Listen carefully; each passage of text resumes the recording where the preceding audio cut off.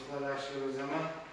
Men To'lajonov Azimboy, Yangi bozor xalq banki boshqaruvchisiman. Bugun 2025-yil 22-may.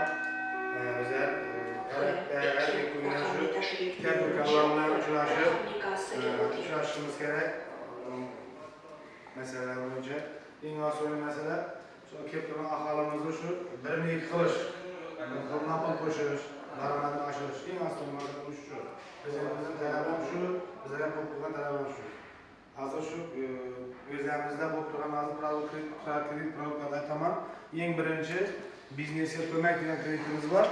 O'zini bank bilan shaxslar uchun joriy kredit tayyorlagan bo'lgan mijozlarga foiz stavkasi 27% dan kredit maqsadi tadbirkorlik faoliyati uchun 24 oygacha, imtiyozli 3 oy.